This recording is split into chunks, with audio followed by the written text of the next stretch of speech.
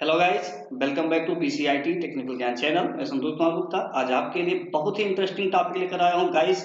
अगर आप triple C, DCA, ADCA, O level कोई भी आप कंप्यूटर से रिलेटेड कोर्स कर रहे हैं गाइस, तो आज के लिए बड़ा ही स्पेशल टॉपिक आपके लिए होगा। और ये समझिए कि अगर आप इन फुल फॉर्म्स को आप जान जाते हैं तो ये फुल फॉर्म्स आपके जीवन में कहीं ना कहीं काम हमेशा आने वाला है। तो चलिए देखते हैं क्या है फुल फॉर्म्स और ये हमारे एग्जाम पर्सपेक्टिव से कितना बेटर होगा। Let's start the session.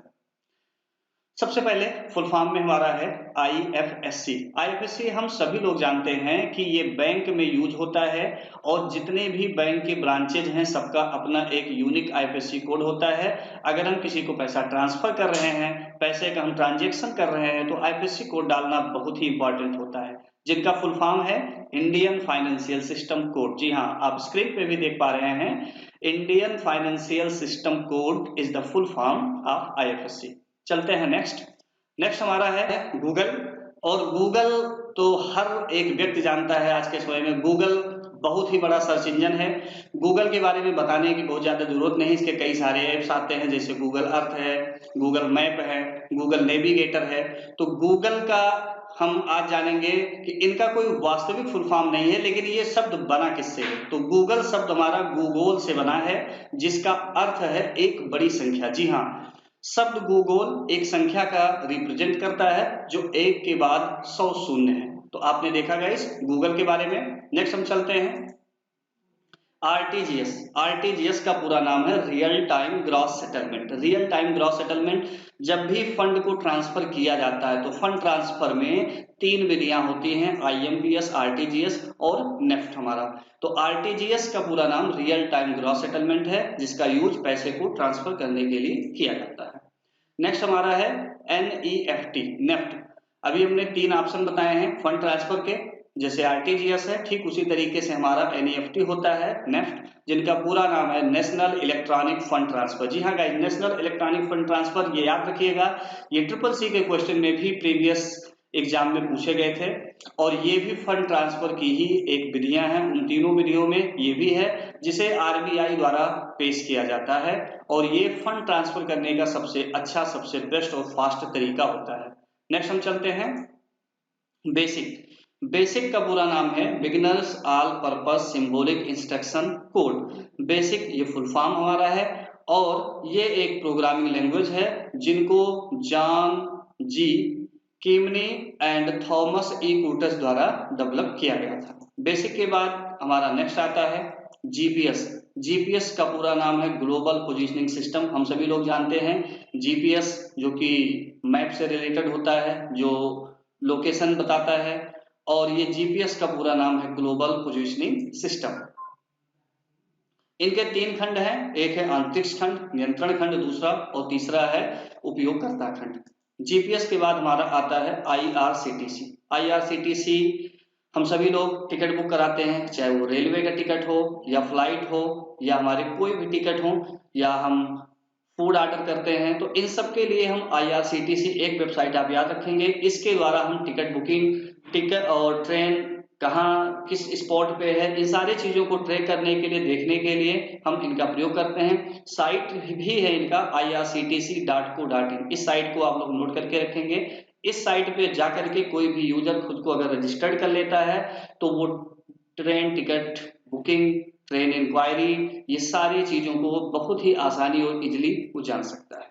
Next हमारा आता है यूपीआई। यूपीआई का फुल फॉर्म है यूनिफाइड पेमेंट सिस्टम।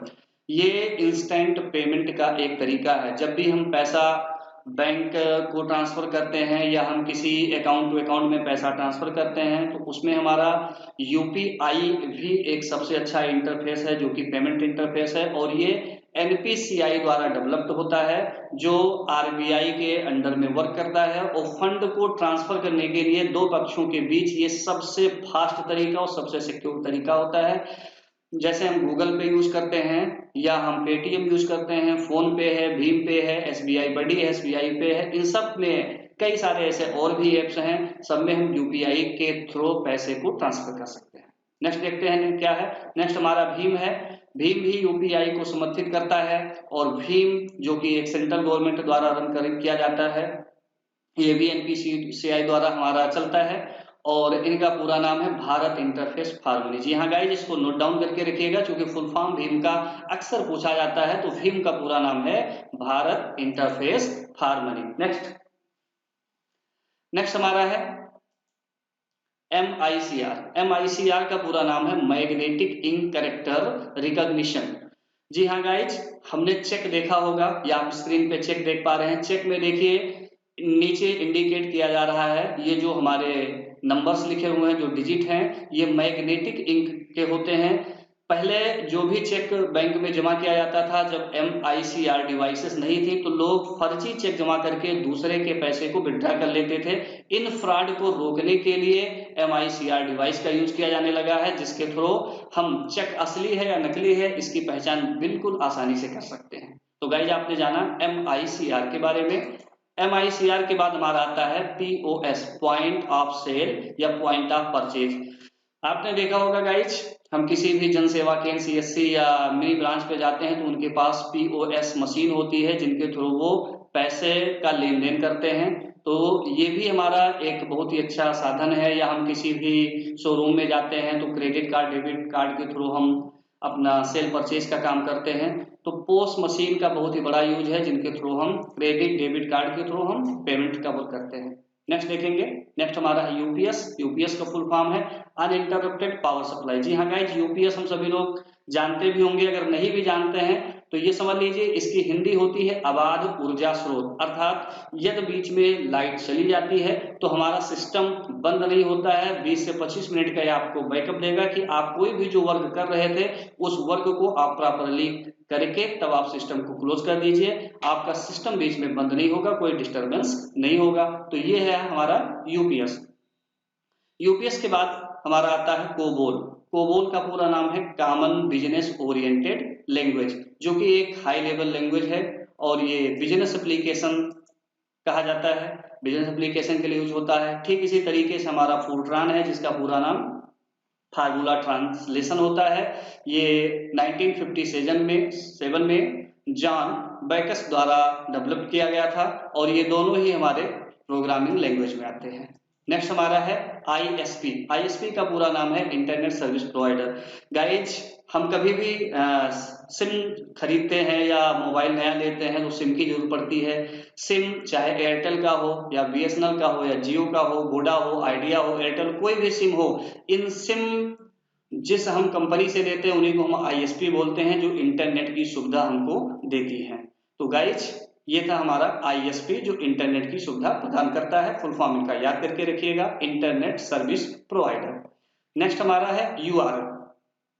हम किसी भी एड्रेस पे पहुंचने के लिए किसी भी वेबसाइट को डालते हैं या हम जो भी वेबसाइट यूज करते हैं इनको हम यूआरएल भी बोलते हैं। ये एड्रेस होता है वेब पेज का जो हम इंटरनेट पे यूज करते हैं। और जो हमारा यूआरएल है ये 1994 में टिम बर्नर ली द्वारा क्रिएट किया गया था। तो यूआरएल का फुल फॉर्म आपने समझ ही लिया होगा, यूनिफॉर्म रिसोर्स लोकेटर। नेक्स्ट हमारा आता है बीएसएनएल का पूरा नाम है भारत संचार निगम लिमिटेड। बीएसएनएल जो है ये एक बहुत बड़ी सरकारी कंपनी है। इसका जो हेडक्वार्टर है वो नई दिल्ली में है और ये भी एक आईएसपी के रूप में, लार्जेस्ट आईएसपी के रूप में जानी जाती है, जो इंटरनेट की सुविधा हमको लैंडलाइन के थ्रू प्रदान करती है। नेक्स्ट फुल फॉर्म देखेंगे। नेक्स्ट हमारा है विंडोज एक्सपी। विंडोज हम सभी लोग जानते हैं, हम सभी लोग अपने सिस्टम में विंडोज ओएस का यूज करते हैं, चाहे वो एक्सपी हो, 7 हो, 8 हो, 10 हो। तो विंडोज एक्सपी में एक्सपी का फुल फॉर्म है एक्सपीरियंस। जी हाँ गाइस, ये एग्जाम पर्सपेक्टिव से बहुत ही बेटर है। एक्सपी का फुल फॉर्म आप याद करके रखिएगा, एक्सपीरियंस। गाइज, आपने अब तक ये जितने भी फुल फॉर्म देखे होंगे, आई थिंक आपको बेटर ढंग से समझ में भी आ गया होगा। और आप अगर चैनल पे नए हैं तो प्लीज चैनल को आप सब्सक्राइब करके जरूर रखिए ताकि आने वाली हर वीडियो आपको सबसे पहले मिले। गाइज, आपसे एक रिक्वेस्ट जरूर है कि वीडियो को प्लीज खुद भी देखिए और दूसरों को भी शेयर करें ताकि आपका मित्र हो या कोई भी व्यक्ति हो वो भी इसका लाभ ले सके। Thank you very much.